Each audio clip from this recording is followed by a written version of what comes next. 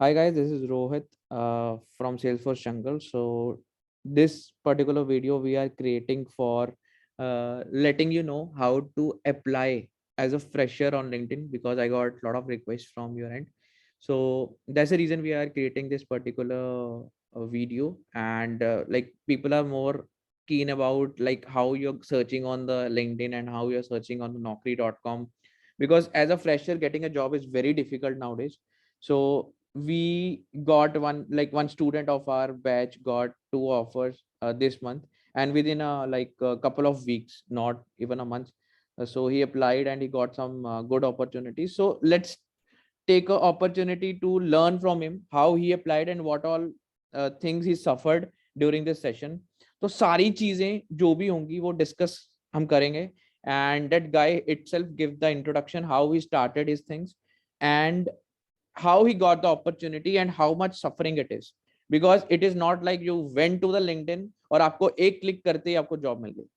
कितना टाइम लगा, क्या पेशेंस लगी, सारी चीजें इस पर्टिकुलर वीडियो में कवर की जाएंगी. और एट द एंड जो सीवी पैटर्न होगा वो हम इस पर्टिकुलर वीडियो में डिस्क्राइब करेंगे, बिकॉज इस सेशन में मेरे अपने स्टूडेंट्स बैठे हैं. तो कुछ स्टूडेंट अपने क्वेश्चन जो भी हैं वो रैंडमली पूछ सकते हैं. तो आपको क्वेश्चन भी मिल जाएंगे. होपफुली वो क्वेश्चन आपके जो माइंडसेट में होंगे वो मैच करेंगे इन स्टूडेंट्स के लिए, बिकॉज इनके लिए भी नई चीज है. तो रैंडमली मैंने इनको ऐड किया है so that they can ask the questions and Shubham will answer it. कुछ क्वेश्चन मेरे मन में भी हैं जो आपके दिए हुए हैं, वो भी मैं पूछ लूंगा वीडियो में. अगर फिर भी कोई क्वेश्चन है तो आप कमेंट सेक्शन में आप डाल सकते हो. We are ready to answer it. And let's start. Shubham, you can go ahead. Yeah, hi Rohit. So basically, first I'm going to tell how we can find the connections in LinkedIn. So basically, what a fresher faces while applying for Salesforce job, that there, I mean, for 2+ year experience, there are multiple jobs opening in every portal. But if we are going as a fresher, then the demand is actually very low as compared to the experienced one. So what I did when I was applying for job, that I was trying to make the connection with the individual who are in the startup companies, because MNCs won't consider you as a fresher in Salesforce, because their requirement is basically like you must have hands-on and everything. So first try to build the connections from the employees in the startups. So what you can do, basically you can just go on the LinkedIn and directly search any of the name, or like if you are going for the Salesforce developer, so you just have to search over here, and you need to scroll down, because in starting you will get the people who are basically from the Salesforce company. So you don't have to make the connection initially. You don't need to make the connection with those people because you want to apply as a fresher. Then you will go to people, and now you can see the connections. Now you have to scroll down and search the people who are working in a fresher. So after 3 or 4 pages, you will see that there are people who are working in a different company, not from the Salesforce, but some other company. And I would rather suggest that don't make so many connections as MNCs too, because in MNCs, what I have learned, that there are not so much openings for the freshers. So just try to find out the people from the startups. So what I said, you just one company is STIT. You need to search over here, and now you can see the STIT services. Now at the right hand side, what you can see multiple companies. These all are actually the startups. So you can click on any on the link, and like when you click on Astria, you can also click on Astria, and then little load, you have to go to people. So the here the people are whose employees who are working in STI IT services. Okay, so you have to send the connection request to these people. So these are the people who are working, employees working in the STI company. So how they will help you, actually, when you will send them connection request, and you will basically directly send them message that hi, my name is this one, and I'm looking for a Salesforce job as a fresher. So if there is any requirement in your organization, then please let me know. So when if there are any requirement, they will refer you to their HRs. And also there are so many posts in these companies, like you see a job post. So when a person who is in the company like this post, or some maybe sometime they comment on this post, so you will be able to see those jobs. So the more the number of connection you will make in the startups, the more the chances you will get a job or the call from the HR. Okay, so when I clicked on 360 cloud, again you have to go to people, and then you have to make the connection, send the request to the people, and send at least 3 or 4 connection requests, because you can't rely on one people, because there are hierarchy, as you know, multiple people are there. Then you just send connection request. Then again, when you open 360, go to the right side, you will see again the next collection of some startups, Cloud Analogy. Now you clicked on Cloud Analogy. Again you have to go to people and just send some requests. Then again you find some new company, Propel Guru, right, K Cloud, based on Noida. So many companies are there. Then you can click on see all similar pages, and you will find multiple startups here. Okay, and you have to just click on the link, go on the people, and try to make connections, send a request to the people, showcase your resume to the individuals, and if you're worth, they will refer you if there are any position. So this was basically for the LinkedIn profile, how you can make connections. Then what the second portal which I use to find my job is Yes. Naukri.com. Before moving ahead, just show them Yeah. how what kind of message they have to send while making the Okay. connection. Okay. Yeah. So first Okay. of all, I want to mention 2 points here. हमेशा जब हम connection बनाते हैं या हम किसी LinkedIn portal पे, मैं हिंदी में इसलिए बात कर रहा हूँ बिकॉज हमारे व्यूअर्स हिंदी, बहुत बहुत सारे व्यूअर्स हिंदी है 90%. तो the thing is when like जब भी हम कनेक्शन बनाते हैं या लिंक्डइन जैसी चीजों पे जाते हैं, तो हम हमेशा या तो पोस्ट पे जाते हैं या जॉब पे जाते हैं. और अगर आप फ्रेशर हो तो जॉब से तो आपको जॉब मिलने वाली नहीं है, बिकॉज वहां पे 10-10 हजार सीवीज एक एचआर के पास पड़े होते हैं, तो कोई कंसिडरेशन में आता ही नहीं है. अगर आपको एक्चुअल में किसी की रेफरेंस मिलती है कंपनी के अंदर एंट्री के लिए, वो बेस्ट अप्रोच रहती है. और वो रेफरेंस ही पूछते हैं कि रेफरेंस, अगर मान लो मैं किसी कंपनी में काम कर रहा हूं, मैं कह रहा हूं यार ये मेरे पास सीवी है, बिकॉज अगर मैं रेफर दे रहा हूं ना कंपनी को, तो मुझे कुछ ना कुछ मिलेगा एज ए एम्प्लॉय, तो एम्प्लॉय रेफर करते हैं. अगर एचआर के पास आप सीवी भेजते हो, वो कहीं ना कहीं इग्नोर हो जाता है. तो ये चीज आपके माइंड में होना चाहिए. इंडियन कम्युनिटी के अंदर कंपनीज हमेशा उनको ज्यादा प्रेफरेंस देती हैं जिसको रेफरेंस से लिया जाता है, बिकॉज वो सोचते हैं कि शायद इस बंदे का कोई लिंक है उस बंदे के साथ, इसलिए इसने रेफर किया है. और वो बंदा भी सोचता है हाँ यार एक बंदा चले जाएगा और एक अच्छी प्रोफाइल को चूज किया जाएगा. फर्स्ट अप्रोच रहती है कि आपका सीवी बहुत बढ़िया बना होना चाहिए, और जो जो टेक्नोलॉजीज एक फ्रेशर को चाहिए होती है या कंपनी डिमांड कर रही है, अगर आप वो आपके पास है, then you good to go. Second approach रहती है कि आपको किस बंदे को अप्रोच करना है. अगर आप सिर्फ एचआर को अप्रोच कर रहे हो, you are on the wrong path, क्योंकि सभी उस पाथ पे चल रहे हैं. अब हम जो जो ट्रेनिंग देते हैं, अगर मैं सिर्फ सेल्स क्लाउड की ट्रेनिंग दूं, तो सारी जनता सेल्स क्लाउड ही कर रही है. तो मैंने कुछ ऐसे टॉपिक चूज किए हैं अपने बच्चों के लिए जो अलग हैं, तभी वो सिलेक्ट होते हैं. और बच्चों को ये पता ही नहीं है, चीज एक्चुअल में नहीं पता है. तो हमारा सिलेबस बहुत अलग चलता है, और आने वाले 6 महीने में क्या 3 महीने में सिलेबस चेंज कर रहा हूँ. क्यों? क्योंकि मुझे कुछ पता लगी हैं चीजें, जो नई चीजें चली हैं सेल्स फोर्स में. ऑन द अदर हैंड, ऐसी चीजें बहुत इंपॉर्टेंट होती है कि आप थोड़ा सा अलग चलो, और फ्रेशर को अलग चलना पड़ेगा, क्योंकि आप एक फ्रेशर जा रहे हो. आपको पता है कि आप सेल्स फोर्स में बहुत कम पाइपलाइन में होती हैं फ्रेशर्स की जॉब. अब सेकंड अप्रोच ये है, आपको कंपनी से शुभम ने बता दी कि जैसे ही आप सेल्स फोर्स डेवलपर लिखोगे, पहले पेज पे शुभम एक बार सेल्स फोर्स डेवलपर लिखो, मैं हिंदी में थोड़ा सा ब्रीफ करना चाहता हूँ. तो जैसे ही आप सेल्स फोर्स डेवलपर लिखोगे यहाँ पे, तो सबसे पहले इसने, मैं हिंदी में इसलिए कर रहा हूँ बिकॉज काफी बच्चों को प्रॉब्लम होती है इंग्लिश में और अंडरस्टैंडिंग में. नीचे स्क्रॉल करो एंड जो पीपल पे क्लिक करो, पहले पीपल पे पहले क्लिक करना है आपको, राइट, जो शुभम ने बताया. उसके बाद आपको एंड में चले जाओ.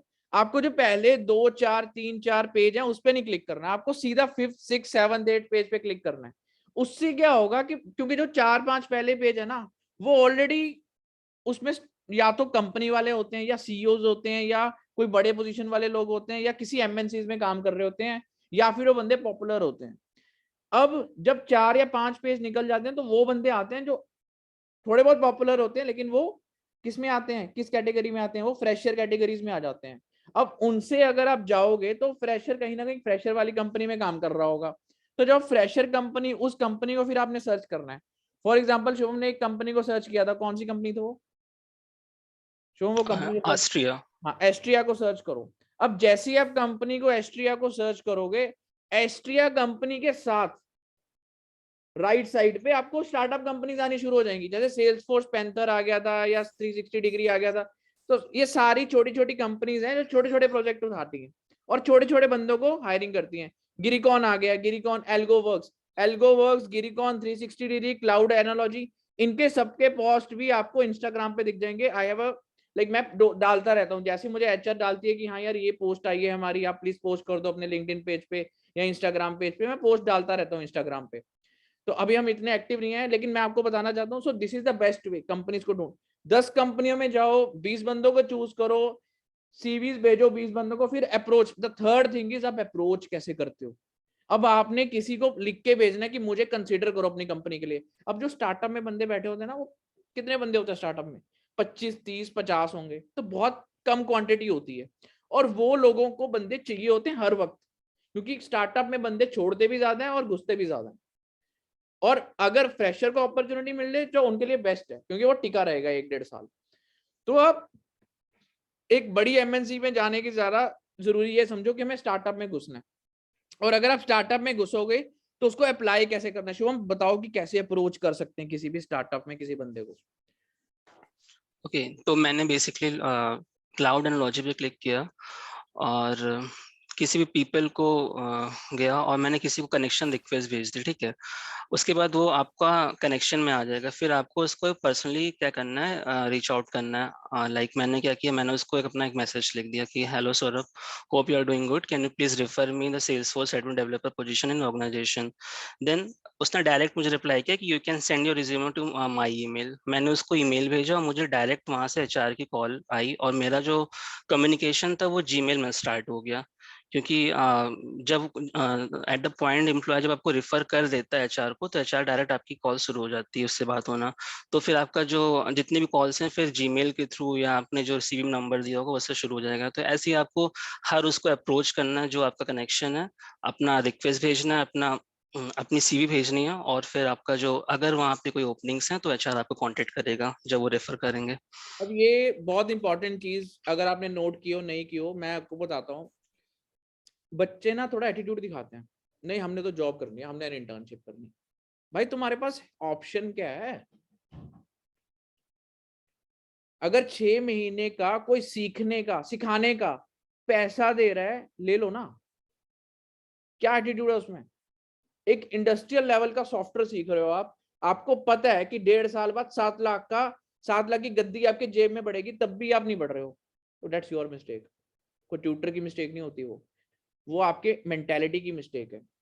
तो आपको जो अपॉर्चुनिटी मिल रही है, मैं कह रहा हूँ 3 अपॉर्चुनिटी तक वेट करो और उसमें से चॉइस ले लो बस। चौथी अपॉर्चुनिटी की वेट मत करो। अगर तुमने ऐसी वेट करते रहे, टाइम वेस्ट करते रहे, तो जितना मर्जी कर लो। अब उसने बता दिया कि आपको कैसे अप्रोच करना है। और यहाँ पे सबसे बड़ी मिस्टेक क्या होती है, हम अपना फोन नंबर या ईमेल आईडी खासकर अपडेट नहीं करते सीवी में। वो बहुत इंपॉर्टेंट है, क्योंकि जितने भी एचआर होते हैं वो हमेशा ईमेल पे रिलाई होते हैं। और जब भी मैं कंफर्मेशन देता हूँ, मैं हमेशा ईमेल पे देता हूँ, ठीक है। या मैं कुछ लिखता हूँ किसी बच्चे को, मैं व्हाट्सएप पे लिखता हूँ, ताकि वो टेक्स्ट फॉर्मेट में चला जाए एज अ प्रूफ दूसरे बंदे को, सेकंड पार्टी को। तो यही चीजें बहुत इंपॉर्टेंट होती है। तो वो टेक्स्ट कन्वर्सेशन में बात करना ज्यादा पसंद करते हैं rather than verbally, because verbally बंदे मुकर जाते हैं, ठीक है। तो आप ईमेल आईडी अपडेट करोगे तो ईमेल पे आपकी कन्वर्सेशन स्टार्ट होगी। और 90% जो इसको कॉल्स आए हैं या रिस्पॉन्स मिला वो ईमेल पे मिला है। और आपको ईमेल पे क्या रहना पड़ेगा, एक्टिव रहना पड़ेगा, तभी आपको कॉल्स आएंगी। अब आप भेजते रहते हो, ईमेल चेक नहीं करते, वहां पे रिस्पॉन्स आता है, खत्म।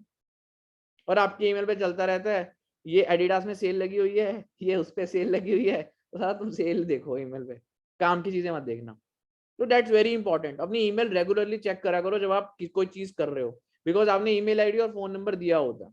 और जब भी आपको कोई फोन आता है तो आप उसको अच्छे से रिस्पॉन्स करो, चाहे कहीं भी बैठे हो, एक साइलेंट जगह पे जाके, ये भी बच्चा है, एक क्राउडेड जगह में जाके, मैडम आपको 5 मिनट में कॉल करता हूँ, कहीं भी आप स्टक हो, एचआर का फोन आ गया, थोड़ा सा साइड में जाके उसको दोबारा कॉल कर लो।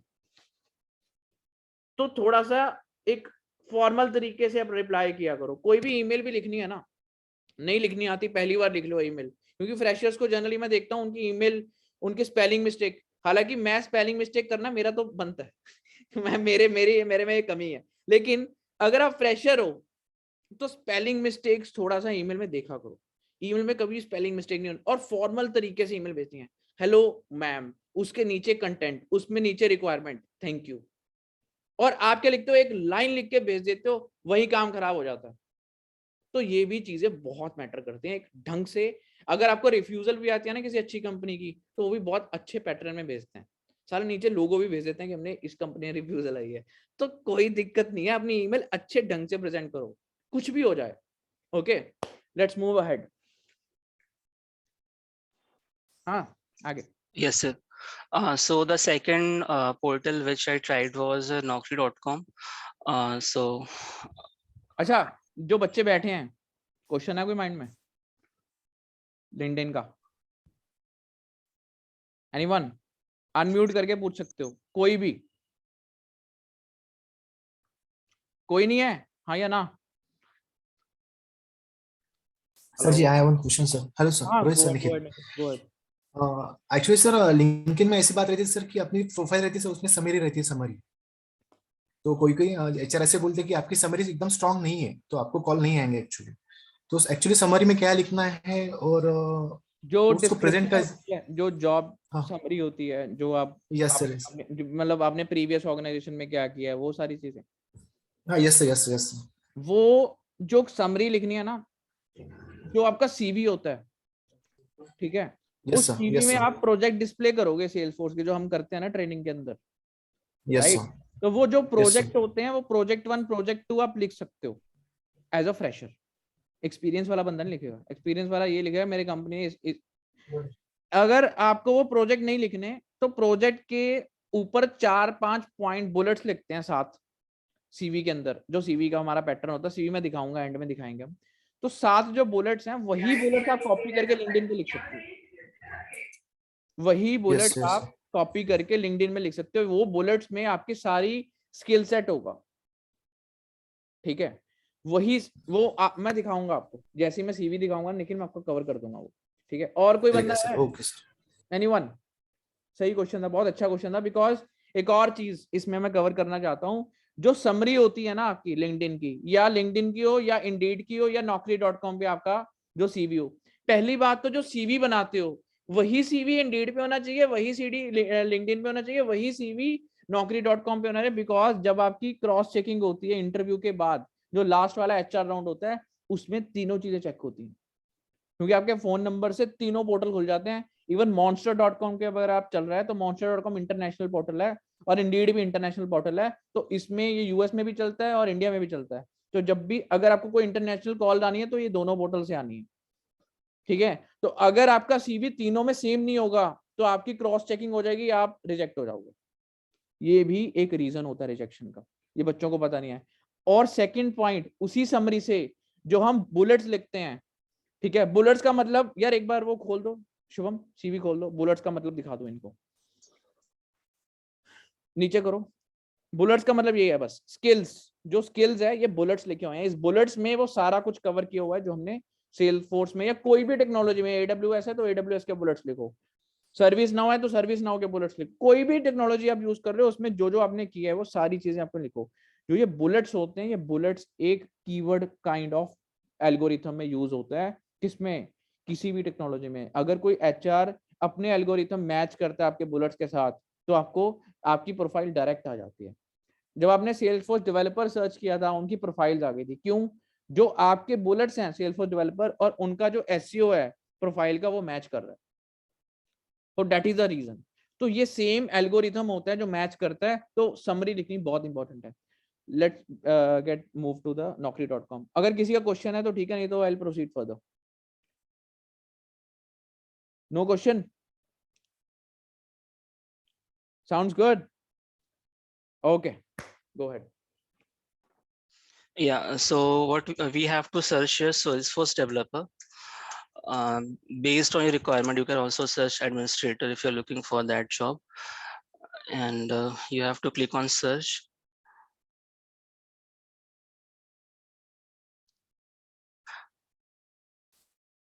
Now you have to go to the filters, and filter में आपको select करना है recent past week, मतलब I mean job जो है वो 7 days से older ना, क्योंकि वो job expire हो चुकी होती है, कोई response नहीं आता वहाँ पे।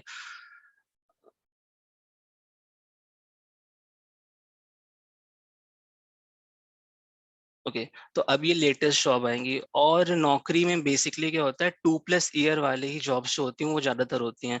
सो you have to search a hard year, कि मतलब आपको ढूंढना पड़ेगा ट्रेनिंग, सेल्सफोर्स डेवलपर ट्रेनिंग की प्रोफाइल्स ढूंढनी पड़ेंगी यहाँ पे, और उसमें टाइम लगेगा क्योंकि इसमें मैक्सिमम 2 to 5 ईयर्स वाली जॉब्स होती हैं। या इसमें बिजनेस एनालिटिक्स की जॉब भी होती है एज अ सेल्सफोर्स डेवलपर। वो होते सेल्सफोर्स डेवलपर ही हैं, लेकिन वो बिजनेस एनालिटिक लिख देते हैं, बिजनेस एसोसिएट कंसल्टेंट लिख देते हैं कभी कभी, कंसल्टेंट लिख देते हैं, मतलब पोस्ट का नाम चेंज कर देते हैं, होता सेम है। और इसमें एक चीज और, अगर आप एक्सपीरियंस को 0 to 1 करने की कोशिश करोगे एज अ फ्रेशर, तो आपको सेल्स की जॉब मिलना शुरू हो जाएंगी। वो सेल्स मतलब सेल्स फोर्स नहीं, सेल्स की जॉब। तो एक्सपीरियंस हमेशा रिलेवेंट ही रखिएगा, 3 to 5 या 3 to 4, और फिर उसमें ढूंढना कि यहाँ पे कहीं पे 0 to 3 ऐसे ये वर्क पोजीशन है, इसमें क्लिक करके देख सकते हैं। तो एक्सपीरियंस को 0 नहीं ले आना, अदरवाइज वो फिर फिल्टर से सेल्स की जॉब दिखना शुरू हो जाती है। और डेट को अपना हमेशा लेटेस्ट रखना है, I mean by in a range of last 1 week, और यहाँ पे सर्च करना है। ये 1 to 7 हो गया। और वन इसमें वैल्यू लेकिन ये करी जा सकती है, अगर आप वन पे भी अप्लाई करते हो कई बार वो कंसिडरेशन में आ जाती है। कर लेते हैं या। And the most important is I think Indeed, I mean LinkedIn and then Indeed से आपको कॉल्स ज्यादा आते हैं, क्योंकि Indeed में फ्रेशर्स की जॉब होती हैं। आप Indeed ओपन करोगे और सेल्सफोर्स डेवलपर क्लिक करोगे और फाइंड जॉब्स पे जाओगे, तो आपको तो स्टार्टिंग से दिखना शुरू हो जाएगा, जूनियर सेल्सफोर्स डेवलपर ट्रेनिंग। आप क्लिक करोगे, आप प्रोफाइल जैसे नौकरी में बनाना है वैसे ही से बनाओगे, फिर डायरेक्ट अप्लाई कर सकते हो। जब आपका सीवी बना होगा यहाँ पे अप्लाई नाउ पे क्लिक करोगे, तो फिर आपका जो रिज्यूमे है वो चला जाएगा ऑलरेडी एचआर के पास, और फिर वो आपको रिस्पॉन्स करेंगे। तो इंडीड के थ्रू आपको फ्रेशर्स की जॉब काफी मिल जाएंगी, जो स्टार्टिंग और एंट्री लेवल।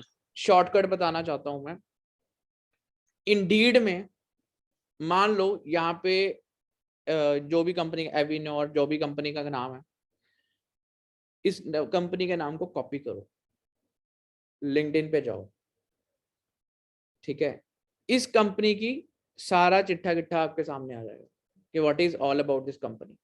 इस कंपनी में जो बंदे काम करते हैं डायरेक्टली उनको अप्रोच करो। यहाँ पे तो अप्लाई कर दिया, छोड़ना नहीं है इसको, पता लग गया कि इनको रिक्वायरमेंट है और आज की डेट में न्यू लिखा हुआ है कि ये नई नई नई फ्रेश जॉब डली है इसमें, इसको कॉपी करो, लिंक्डइन पे सर्च करो, इसके अंदर जो भी बंदे काम करते हैं उनको डायरेक्टली अप्रोच करो, लिंक्डइन से भी कॉल आएगा।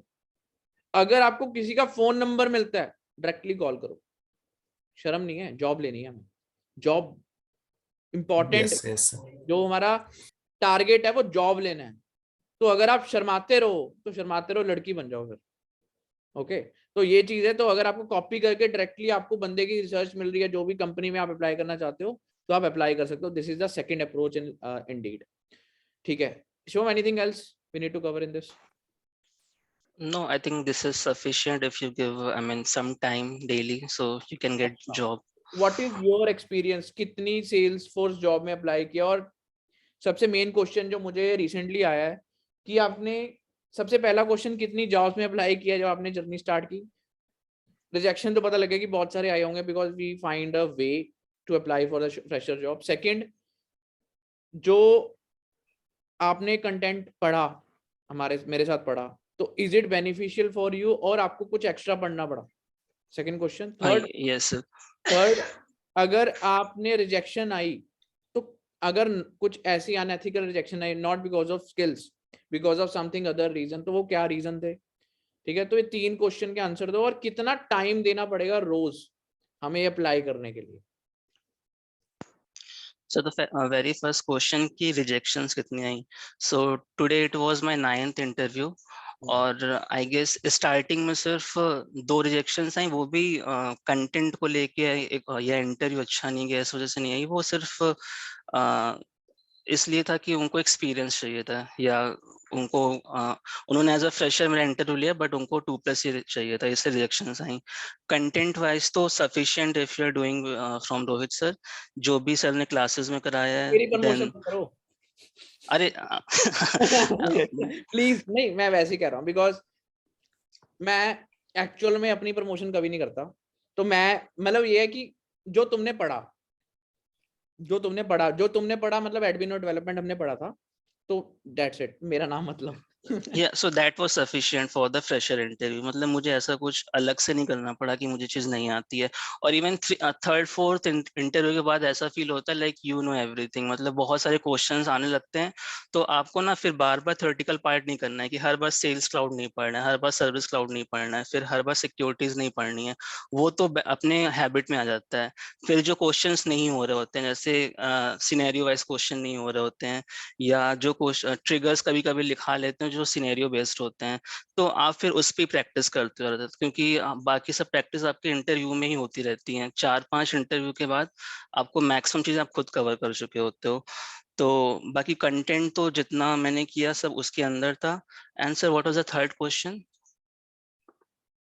एक था आपको टाइम कितना लगा ये सारी मतलब टाइम के पर डे आपको कितना टाइम देना पड़ा, और मतलब कितना टाइम लगा इस पर्टिकुलर सर्च करने में? तो daily at least 30 to 40 minutes you have to give to search the job, because आप कुछ भी पढ़ लो, कितना ही पढ़ लो, बट जॉब ही नहीं आएंगी तो फिर आप क्या करोगे? वो पढ़ के किसको शोकेस करोगे? तो लिंक्डइन में टाइम देना, नौकरी पे टाइम देना, इंडीड पे टाइम देना, at least 30-40 minutes to search the job and to get the connections and to apply for those. So उसमें टाइम देना है, क्योंकि अगर डेली एक जॉब आ रही है, 2 दिन में एक जॉब या एक इंटरव्यू हो रहा है, तो भी अच्छा लगता है that you are going on a right track. तो टाइम देना पड़ेगा टू सर्च द जॉब। अच्छा, सक्सेस रेट क्या है तुम्हारा? कितनी क्रैक हो गई है या क्रैक होने पे है? 2 तो सो मिल गए। बेसिकली सर 3 मिल गया। 3 मिल गए, क्या बात है। हमारी पोस्ट के बाद ही 1 मिल गया क्या? कौन जबरदस्त। कौन कितने कितने के मिले हैं? एक तो सर इंटर्नशिप थी 22,000 की, हाँ, then one was for 3.6 and the last one is for 4। Very good 4 यार, इम्प्रेसिव। और अब कोई प्रोसेस में है? या अभी मैंने आज ही एक दिया है, so it went well, so just waiting for the HR discussion. ठीक है, ठीक है, ठीक है। अच्छा, फाइन। अगर किसी का क्वेश्चन है तो बताओ, नहीं तो will move forward, will close this session. हाँ जी, क्वेश्चन है किसी का? सर जी एक बार सर रिज्यूमे देख सकते हैं सर अपन हाँ, कि रिज्यूमे तो एक्चुअली। रहता है। हाँ, रिज्यूमे। हाँ सर। हाँ, रिज्यूमे दिखा रहे शुभम, रिज्यूमे मैं एक्सप्लेन कर दूंगा, मैं खुद एक्सप्लेन करूंगा। तो सीवी ऑलमोस्ट सेम है जो मैंने ऑलरेडी डाला हुआ है।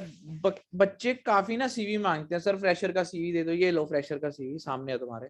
और जो मैंने पहले डाला था वो सेम सीवी है, ये सेम सीवी है और कोई डिफरेंस नहीं है। द थिंग इज कि जो आपने प्रोजेक्ट कर रखे हैं उसको एक्सप्लेन करना होता है और कुछ अलग नहीं होता, और सारा कुछ सेम होता है। और ऑलमोस्ट 99% हर डेवलपर का सीवी ऐसे ही होता है, चाहे आप एक्सपीरियंस वाले को उठा लो चाहे फ्रेशर वाले को उठा लो। सबसे पहले आपको थोड़ा सा ऑब्जेक्टिव वगैरह लिखना पड़ता है। और एक बात पूछूं, कई बार मेरे जैसे बंदे मिल जाते हैं इंटरव्यू में। मैं बच्चों को पहले पूछता हूँ आपने जो सीवी मुझे दिया है, क्योंकि जब आप इंटरव्यू देते हो आपके पास सीवी नहीं होता, सिर्फ आप बात कर रहे होते हो एचआर के सामने। तो एचआर या कोई टेक्निकल बंदा, तो मैं उनसे पूछता हूँ आपने जो सीवी में ऑब्जेक्टिव लिखा है मुझे वो 2 लाइनें पढ़ के बताओ, या मुझे वो लाइनें क्या लिखी थी बताओ। सीवी आपके पास होता नहीं, फेस टू फेस इंटरव्यू हो रहा होता है, फंस जाता है बच्चा। तो पहले ये जो 2 लाइनें लिखी है ना इसको पढ़ लो, ये तुमने लिखा क्या है। और ये 2 लाइनें हैं, इसका सेंस बनना चाहिए। ऑब्जेक्टिव का मतलब आपका एम क्या है, हमारी कंपनी में आके आपने जो सीखा है वो हमारी कंपनी में कैसे इंप्लीमेंट करोगे। ये 2 लाइनें थोड़ा बहुत आप जो भी डाल सकते हो, ज्यादा इसमें ज्यादा टेक्नोलॉजी डाली हुई है इसने, बट इतनी जरूरत नहीं है। 2 लाइनों में आप कवर करो, खत्म, दैट्स इट। और आप एक सिंपल लाइन पे लिखना चाहते हो कि मैं ये ग्रोथ करना चाहता हूँ in Salesforce developer, I have learn this, I want to implement on this particular thing, that's it. आगे आ जाओ। एजुकेशन, वो आपकी जर्नल एजुकेशन है, कहीं से भी आपने की हुई है तो आप परसेंटेज वगैरह लिख सकते हो इसके बारे में। कई बच्चे बढ़ा चढ़ा के ना ब्लॉक लिखते हैं, इसको डेकोरेट करते हैं। और साले 3 घंटे खराब कर देते हैं। वही 3 घंटे अगर उसने जॉब अप्लाई करने पे लगाए होते शायद उसको वो ब्लॉक से ज्यादा जॉब मिल जाती। तो थोड़ी स्टुपिडिटी ना यूज करते हुए सिंपल सा एक सीवी बनाओ जिसमें एक लाइन लिखो, क्योंकि ये आपकी कोई नहीं चेक करेगा। और बहुत सारे डिप्लोमा होल्डर मेरे पास आ रहे हैं, वो मुझे पूछ रहे हैं कि वो एलिजिबल हैं फ्रेशर के लिए या किसी भी उसके लिए। देखो जो छोटी कंपनी है वो ये कंसीडर ही नहीं करेगी आपने बीटेक करी है, डिप्लोमा की है, बट जो एमएनसी है उसमें आपकी एंट्री नहीं है, उसमें एक एलिजिबिलिटी क्राइटेरिया काउंट किया जाता है और कोई भी ऐसे आपको एंट्री नहीं देगा अनटिल अनलेस आपने सेम इंडस्ट्री में 5 से 7 साल काम नहीं किया हुआ। ये बच्चों को नहीं पता है और इंस्टीट्यूट वाले पैसे ले लेके खा खा के आपका दिमाग खराब कर रहे हैं। जो भी डिप्लोमा होल्डर मेरे पास आ रहा है मैं उनको डायरेक्टली कह रहा हूँ, मैं आपकी जॉब की रिस्पॉन्सिबिलिटी नहीं ले रहा हूँ। मैं ये वीडियो रिकॉर्डिंग चल रही है, मेरे खुद के बैच के बच्चे बैठे हैं, मैं मुंह पे कह रहा हूँ जो भी डिप्लोमा होल्डर है मैं उनके पैसे नहीं पकड़ता हूँ अनटिल अनलेस उनकी अप्रूवल नहीं मिलती। ठीक है, और किसी इंस्टीट्यूट के पास जा रहे हो जो कह रहे हैं कि हम तुम्हें जॉब दिलवा देंगे, दे आर फूलिंग यू। क्योंकि डिप्लोमा होल्डर एक क्राइटेरिया के अंदर आता है, वो क्राइटेरिया अगर आप नहीं फिल करते, डिग्री जरूरी है सेल्स फोर्स के लिए, तो आधी फिल्ट्रेशन यहीं से हो जाती है। अगर आपका डिप्लोमा होल्डर बहुत ज्यादा टेकी है, बहुत ज्यादा टेक्नोलॉजी उसको आती है, तब भी उसको एंट्री नहीं मिलेगी। ये फ्रेशर को एंट्री दे देंगे बीटेक वाले को। क्यों? कुछ नॉर्म्स होते हैं कंपनीज के, कुछ चीजें होती हैं कि किसको हायर करना है किसको नहीं करना, तो ये कंसिडरेशन में आता है। वो मैं नहीं डिस्कस कर सकता, वो काफी चीजें होती हैं even related to government of India, तो I don't want to discuss that topic. आपको खुद को थोड़ी बहुत इन्फॉर्मेशन होनी चाहिए, मैं बताऊंगा, ऐसे नहीं इंडायरेक्टली बताऊंगा, but that's how it is. ये एलिजिबिलिटी क्राइटेरिया है। ठीक है, नेक्स्ट एक्सपीरियंस। तो जो भी आपका एक्सपीरियंस है, जैसे इसने तो रैंडम जॉब की है, कोई आईटी का बैकग्राउंड जीरो था इसका, तो इसने थोड़ा बहुत लिखा हुआ है, और क्योंकि ट्रेनिंग थोड़ी बहुत की हुई है तो इसने ट्रेनिंग का नाम लिखा हुआ है। फिलहाल मैंने एबीसी लिखा हुआ है। आप किसी भी इंस्टीट्यूट या किसी, अगर आपने ट्रेनिंग की हुई अपने ब्रदर से, तो आप ये भी लिख सकते हो, I have a personal tutor, my brother he is working in a सेंचर, he is working in this company, he is my personal tutor, तो आपको उसकी भी कंसिडरेशन मिलती है, बच्चों को पता ही नहीं। अगर आपको कोई भाई बंधु है, कोई फ्रेंड है जो ऑलरेडी किसी एमएनसी में काम कर रहा है and you took the training from him, तो उसमें बहुत ज्यादा पॉसिबिलिटी है आपको जॉब मिलने की, क्योंकि वो सोचते हैं कि वो जो इन्फॉर्मेशन दे सकता है वो कोई नहीं दे सकता। अगर ये वाली लाइन लिखते हो, रादर देन आप मेरे इंस्टीट्यूट का नाम लिख के अगर मेरा नाम लिखोगे, कि अगर मैंने रोहित से पढ़ा है जो कि सेल्सफोर्स डेवलपर है, या मेरी जो सिस्टर है उसका नाम लिखोगे, आपकी जो सिस्टर होगी, मैं आपकी सिस्टर के बारे में बात कर रहा हूँ, आपकी सिस्टर है या ब्रदर है या कोई भी है, उसका नाम लिखोगे, वो ज्यादा अप्रोप्रिएट होगा। इंस्टीट्यूट का नाम मत लिखना, जैसे सेल्सफोर्स जंगल है वो नहीं लिखना, बेटर है। मैं क्लियर कट बता रहा हूँ, मुझे कुछ शर्माने के कुछ नहीं, क्योंकि मुझे पता है कि कैसे चलती है छोटी कंपनी, कैसे चलती है बड़ी कंपनी। तो वो ऐसी चलती है कि आपको अप्रोचेबल तभी मानते हैं कि अगर आपके बैकएंड में कोई सपोर्ट है। मान लो आपको कोई टास्क दिया गया, आपसे हो नहीं रहा, तो कहीं ना कहीं आपका जो भाई बंधु है जिसने ट्रेनिंग दी वो कहीं ना कहीं अप्रोचेबल होगा आपके लिए। इस कंसिडरेशन से आपको जॉब मिलेगी, ये भी एक पॉइंट है। सेकंड है स्किल्स, नीचे करो। स्किल्स में वो सारे पॉइंट लिखने हैं जो आपने अपने, अब यहाँ पे काफी पॉइंट्स लिखे हुए हैं इसने, काफी शायद आपने नहीं भी किए होंगे, काफी जो नहीं किए हुए उस पर्टिकुलर डेवलपर जो आपका ले रहा है इंटरव्यू, वो पकड़ लेगा इन सेकेंड्स, इन सेकेंड्स। पहले वो क्वेश्चन पूछेगा जो वेरी कॉमन है, वो आप बता दोगे। सेकंड वो क्वेश्चन पूछेगा जो इसमें थोड़ा बहुत रेयर लग रहा है, वो भी कहीं ना कहीं आप अगर आप उसमें अटक गए, फिर वो क्वेश्चन ढूंढेगा जो आपको पता ही नहीं होगा इसमें, आपको ही पता होगा कि आपको वो पता नहीं है और उसको ही पता लग जाएगा। ये मेथड होते हैं इंटरव्यू लेने के। हम वो चीजें ढूंढते हैं इंटरव्यू वो उसमें जो पूछनी होती हैं। मैक्सिमम 7 से 8 क्वेश्चन पूछता हूं मैं, और 2 क्वेश्चन के बाद बंदे चुप हो जाते हैं। ठीक है, और स्टूपिड क्वेश्चन, अगर कोई इंटरव्यूअर आपको स्टूपिड क्वेश्चन पूछे, जैसे कल एक मेरे बच्चे का फोन आया था, स्टूडेंट, एक स्टूपिड क्वेश्चन पूछा गया कि इसका प्रोसेसिंग टाइम क्या है। भाई साहब तुम उसको कोड लिखा के दिखाओ, वो कोड लिखेगा, तुम उससे प्रोसेसिंग टाइम पूछ रहे हो, एल्गोरिथम रन करेगा। अगर कोई स्टूपिड क्वेश्चन पूछ रहा है तो आपका टाइम वेस्ट कर रहा है, तो उसको लीव करके इंटरव्यू छोड़ के आप आ जाओ वापस। ये भी हो सकता है। अगर कोई इंटरव्यू स्टूपिड क्वेश्चन पूछता है आपसे, अगर वो जेन्युइन क्वेश्चन पूछ रहा है 1 घंटा लगा रहा है, आप सिलेक्टेड हो, ये भी पॉसिबिलिटी है, ठीक है। रिजेक्शन भी हो सकते हैं मुझे ऐसा मत कहना कि रोहित सर ने कहा था सिलेक्टेड हो, ये तो मतलब रिजेक्शन हो गया, ये चीज़ नहीं है। तो दैट्स हाउ इट इज। तो जो आपको स्किल आते हैं वो आप यहाँ पे लिखोगे पहले स्किल सेक्शन में। तो ये सेक्शन 3rd नंबर पे होना चाहिए।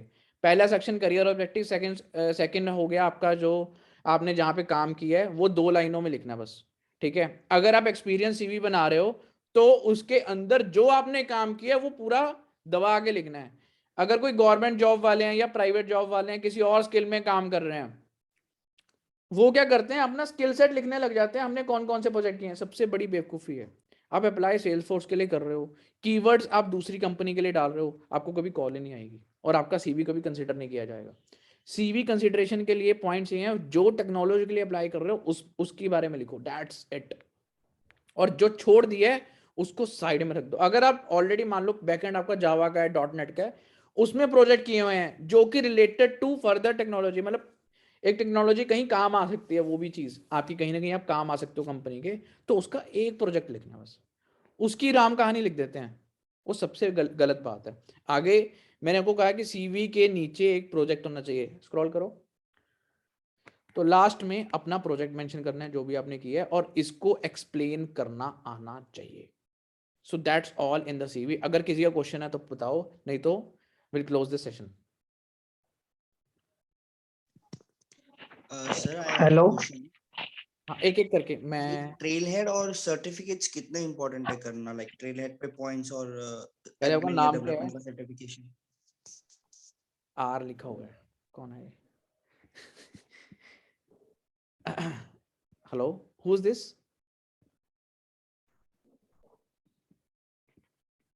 अच्छा, तो रोहित का क्वेश्चन है कि सर्टिफिकेशन के बारे में मैं बताता हूँ। तो सर्टिफिकेशन, अगर आप फ्रेशर हो, अगर आपका, मैं पहले भी बता चुका हूँ, अगर आपकी फाइनेंशियल कंडीशन अच्छी है तो आप ले सकते हो। अगर आप एज ए एक्सपीरियंस जा रहे हो तो एक सर्टिफिकेशन अभी कंसीडर, बड़ी कंपनियां कहती हैं कि एक सर्टिफिकेशन होना चाहिए आपके पास, तो आप PD1 का सर्टिफिकेशन ले सकते हो। ऑन द अदर हैंड, जो ट्रेल हेड है, जो ट्रेल हेड है वो अगर आपके पॉइंट्स हैं नहीं है, वो कोई मैटर नहीं करते। अगर आपकी हैं, आपने ऑलरेडी काफी मेहनत कर रखी है, मेरे ट्रेल हेड में मेरे ख्याल 120 ऐसे कुछ पॉइंट है तो मैं 1120 सर, 1120। यार मेरे मेरे बच्चों ने स्क्रीनशॉट खींच के मेरे ट्रेल हेड का, एक बच्चे ने यस सर। लिंक्डइन पे, यूट्यूब पे पोस्ट कर दिया, तो नीचे मेरे स्टूडेंट ने मेरा पैकेज लिख दिया तो द थिंग इज कि जो ये ट्रेल हेड के जो पॉइंट है ना, ये तुम सेल्सफोर्स वालों को दिखाओ, उनके लिए बेटर है, आपके लिए नहीं है। तो एक्चुअल में प्रैक्टिकली ट्रेल हेड के पॉइंट कहीं काम नहीं आते, क्योंकि आप ट्रेल हेड के पॉइंट अपने चाचा, मामा और किसी मौसा की लड़की से या लड़के से भी बनवा सकते हो। तो दैट डजंट, अगर आप अपना सीवी एक्सप्लेन नहीं कर पा रहे तो आप ट्रेल हेड एक्सप्लेन करने के मैटर नहीं करता उसमें, राइट। तो ट्रेल हेड सिर्फ अगर आपको MVP बनना है, आपको गिफ्ट चाहिए सेल्स फोर्स की तरफ से, आपको कुछ ब्यूटीफुल चीजें चाहिए कि हाँ मैंने कुछ किया सेल्स फोर्स कम्युनिटी के लिए, तो उसके लिए बेटर है, otherwise they are useless.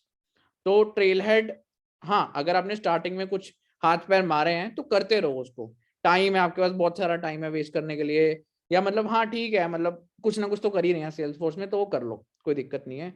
But वो मेरे हिसाब से उलझाने वाली चीज है, फिलहाल वो सॉर्टेड नहीं है, आगे जाके वो सॉर्टेड हो सकती है, उसके लिए स्पेशल टीम बन रही है।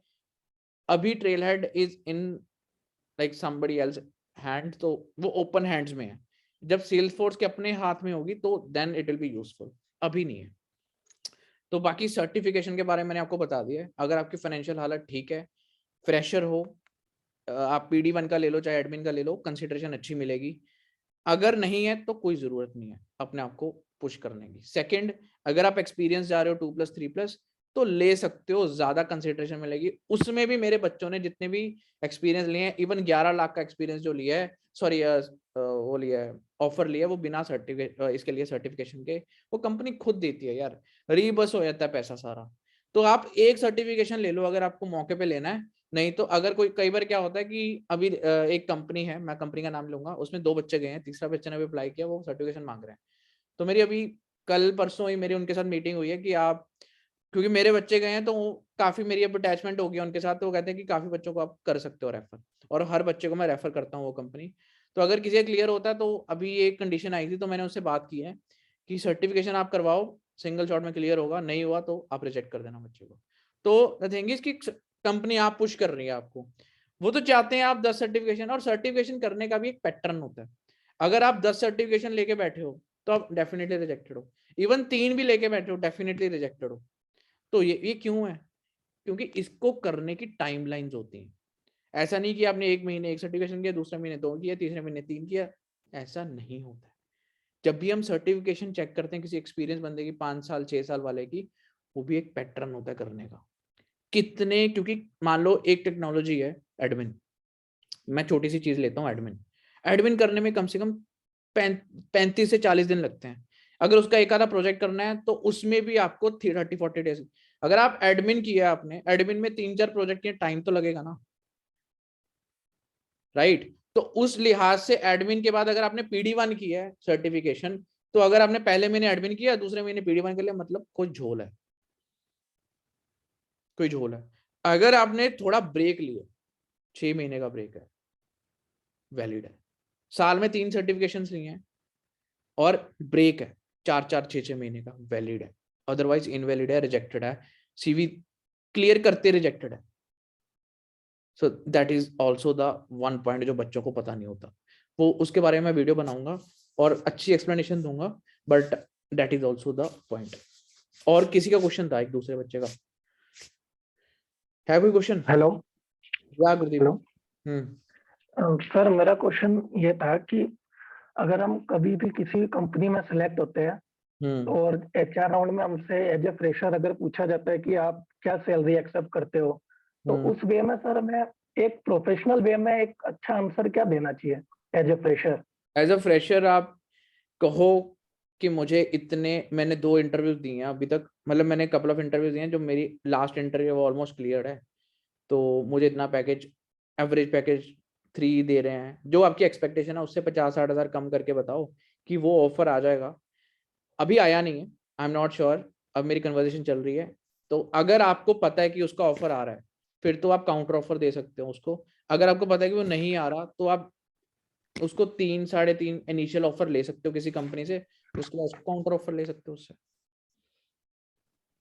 4-4.5 लाख का, 4.5 लाख का मैक्स ले सकते हो यार। ऐसे तो यूरोपियन कंपनी को अभी एक बच्चे को मिला 7.5 लाख का, तो वो मेरा स्टूडेंट तो नहीं है लेकिन मेरा फॉलोअर है और मेरी काफ़ी बात होती रहती है पिछले दिनों में, तो अभी उसको रिसेंटली मिल गया है। मैं डिस्क्लोज नहीं करूँगा बिकॉज अभी इन द होल है, तो जब बच्चा कहता तभी मैं पोस्ट करता हूँ, तो एज इफ नाउ मैं नहीं पोस्ट करूँगा ये चीज़ है। और वो यूरोपियन कंपनी थी, उसको डेवलपमेंट में भी काम आता, और पिछले 3 साल से वो किसी और CRM पे काम कर रहा था, इसलिए उसको हाईएस्ट पैकेज मिला है एडमिन में, और उसको मेरे ख्याल 8 लाख का टोटल मिला, 7.5 लाख का ग्रॉस है, 5,000 का इंसेंटिव है, तो 8 लाख का पैकेज एडमिन में मिला है, होता है।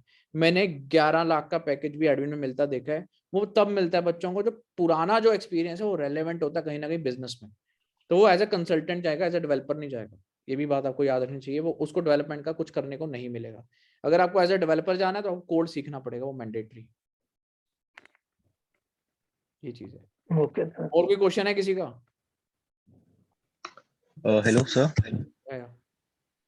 सर मैं ये पूछना चाहता हूँ कि ट्रेनिंग के कितने टाइम बाद तक जॉब लगभग मिल जाती है, कि मतलब ट्रेनिंग के बाद कितना टाइम लग जाता है जॉब मिलते मिलते? अगर आप किसी भी इंस्टीट्यूट से पढ़ रहे हो, किसी अपने भाई बंधु से पढ़ रहे हो जिससे आपने ट्रेनिंग ली है, या किसी भी कहीं से भी पढ़ रहे हो, तो ट्रेनिंग जैसी कंप्लीट होती है, ऐसा नहीं कि 1 सेकंड में मिल जाती है। हाँ, कई बच्चों को मिली भी है, और इवन अभी रिकॉर्ड तोड़ दिया एक बच्चा ने हमारे बैच में, जिसने अभी मेरे डेवलपमेंट के 15 दिन हुए हैं और उसने काफ़ी अच्छा पैकेज ले लिया जो आज पोस्ट हो जाएगा।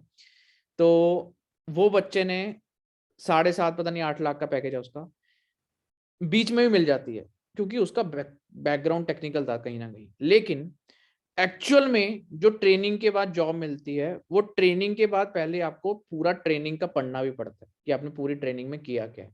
जो जेन्युइन बच्चा होगा, रॉ होगा मेरे जैसा, मान लो मैंने पिछले कुछ नहीं किया या कोई और टेक्नोलॉजी में था या कहीं भी था, उसको पहले सारा कवर अप करना पड़ेगा। 15 दिन उसमें लगते हैं, उसके बाद वो इंटरव्यू देनी शुरू करते हैं, फिर रिजेक्शन आते हैं 3-4, तो 15 दिन गए, 30 दिन चले गए। 30 डेज बाद विद इन, या तो ऐसा होगा कि आपकी प्रिपरेशन बहुत अच्छी हुई है, आपने विद इन 1 और 2 कंपनीज ही क्रैक कर लिया, और होता है बच्चों के साथ ऐसा। अगर नहीं हो रहा तो मेनली 40-45 डेज में क्रैक हो जाता है, मतलब मिनिमम 8-9 लाख का पैकेज लग जाता है, मतलब मेरी एक्सपेक्टेशन के हिसाब से, और ऐसा ही हो रहा है, ऐसे ही हो जाएगा, होता रहेगा। और जिसको नहीं मिल रही मतलब बच्चे में प्रॉब्लम है, ठीक है, ये चीज है। आगे क्वेश्चन है किसी का? ऑल गुड, चलो। हेलो हाँ बताइए सर। सर, गौरव सर। मेरा क्वेश्चन ये है कि जैसे कई स्टूडेंट्स होते हैं जो कैरियर ब्रेक के बाद आते हैं, या हाँ। फिर जिनका भी मतलब नहीं है, जो कैरियर ब्रेक के बाद आ रहे हैं, तो उनको एज अ फ्रेशर अप्लाई करना चाहिए या फिर अपना as a previous experience include करके अप्लाई करना चाहिए? जो करियर ब्रेक के बारे में आ रहे हैं, मैंने ऑलरेडी उनको काफी चीजें बता रखी हैं कि कैसे हम अप्लाई कर सकते हैं कंपनीज में। वो डिपेंड करता है, अगर आप फ्रेशर, अगर बहुत सारा करियर ब्रेक है, जैसे 5-7 साल का ब्रेक है, फिर तो आपको एज अ फ्रेशर कंसीडर करना बेटर रहेगा। लेकिन डिपेंड करता है उसकी एज कितनी है, क्योंकि उसमें एज फैक्टर बहुत मैटर करता है। अगर 32 से ऊपर है तो कुछ और चीज बनोगे आप, 35 से ऊपर है तो कंसल्टेंट की जॉब ही मिलेगी, और अगर आपका आईटी बैकग्राउंड नहीं है तो कंसल्टेंट की जॉब आती है। अगर उससे नीचे है तो कहीं ना कहीं साम दाम दंडभेद से उसको घुसाया जा सकता है कंपनी में, बिकॉज आपकी अगर ट्रेनिंग अच्छी है, 2-2.5 साल वाला एक्सपीरियंस वाली ट्रेनिंग आपको मिली है, काफी इंफॉर्मेशन आपको मिल गई है कि हाँ कैसे काम होता है इंडस्ट्री में, देन आप जा सकते हो। थोड़ा बहुत कुछ चीजें ऐसी, मतलब एक तो सीवी बहुत अच्छा होना चाहिए, परफेक्ट होना चाहिए, एक प्रोफेशनल सीवी होना चाहिए। सेकंड, आपका कुछ ना कुछ कंसिडरेशन होनी चाहिए कि मेरा ये बैकग्राउंड है और इस बैकग्राउंड के बाद मैं ऐसे स्विच किया हूँ अपने पिछले कंपनी में और उसके बाद मैं यहाँ पे आ रहा हूँ, तो एक्सप्लेनेशन बहुत अच्छी होनी चाहिए। तो ये सारी चीजें कंसिडर करते हैं करियर ब्रेक की। करियर ब्रेक एक मेजर प्रॉब्लम नहीं है, और गैप हमारे लिए मेजर प्रॉब्लम नहीं है, because you are in India, welcome to India. तो इंडिया में हर चीज पॉसिबल है। तो अगर आप आ रहे हो तो आपको टेंशन लेने की जरूरत नहीं है, आपको ये टेंशन लेने की जरूरत है कि आपका टेक्निकल कितना स्ट्रांग है। अगर वो टेक्निकल स्ट्रांग नहीं है, फिर आप क्या, मैं क्या, कोई भी कुछ नहीं कर सकता। ये चीज है, ठीक है गौरव? Yes sir. अगर आप फ्रेशर जाना चाहते हो करियर ब्रेक के बाद, 30 के नीचे आपकी एज है, देन इट्स फाइन, आपको जॉब मिल सकती है। 28-29 से ऊपर हो गई है तो मुश्किल है, तो आपको फ्रेशर कंसीडर नहीं किया जा सकता। 28 के बाद तो बिल्कुल नहीं करते हो, ये भी याद रखना, ठीक है? ये भी चीज है। आगे आगे कोई है? Hello, sir. My question is for Shubham, sir. या शुभम? हाँ शुभम प्लीज, हाँ बताओ। Yeah, Yeah, Shubham. Firstly, congratulations, and yeah, thank you. you have cracked 3 jobs, right? So, what are the common questions which you have been faced by these 3 interviews?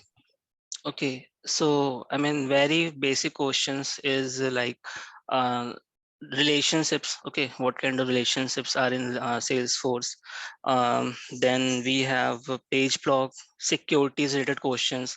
Then scenarios wise question and security, like if we are assigning some OWD to user, still we want that that users should have access to other record, then what kind of permission sets we should give to that user. Okay, then the difference between workflow, process builder and flows is very common question. I mean, you may face this question in every interview.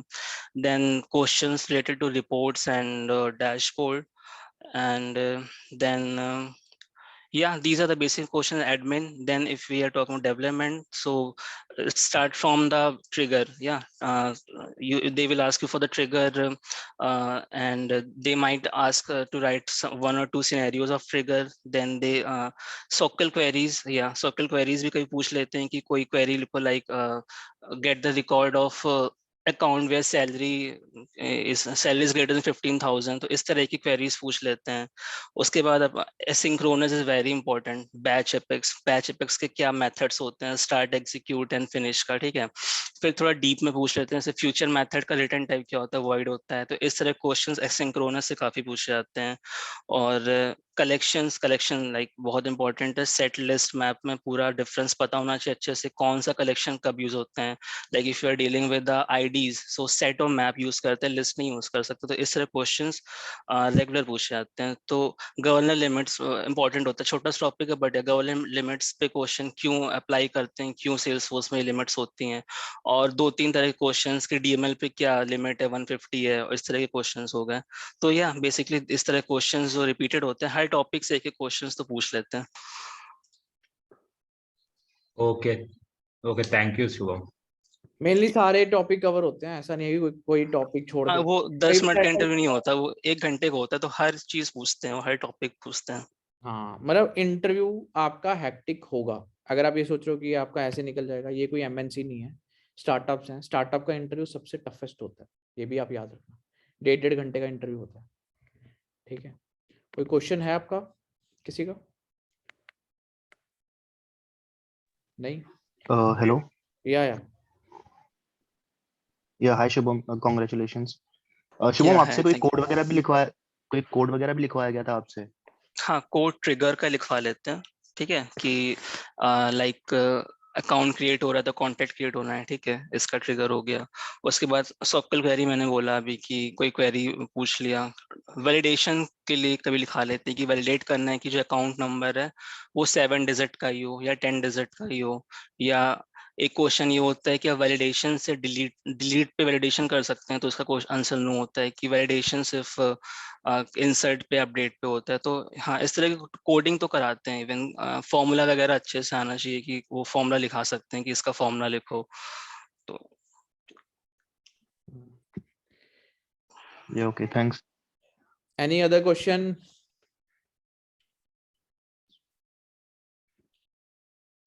Okay, I think they are done. Thank you, Shubham. Thank you for your time and for all thank you Rohit. information. It will be very helpful for the freshers who are going to join new companies. तो करते रहो, कोशिश करना भी है ना। अगर आपने कोशिश ना की तो किसी का बाप कुछ नहीं कर सकता। तो आपका क्या, आप तो क्या ही करोगे, क्योंकि बच्चे मेनली कोशिश ही नहीं करते, अप्लाई ही नहीं करते। तो जॉब लेनी बिना कोशिश के यूजलेस है। तो बिना कोशिश के आप कहते हो ये नहीं मिल रहा, वो नहीं मिल रहा, तो कोशिश तो करनी पड़ेगी, रोज 30-40 मिनट लगाने पड़ेंगे, तब जाके ये सारा पैटर्न आपके कंट्रोल में आएगा। और आपको कोशिश से पहले, अगर आपकी कॉन्टिन्यूसली रिजेक्शन आ रही है, तो मैं एक दरख्वास्त करना चाहता हूँ, ब्रेक लो, ब्रेक ले लो।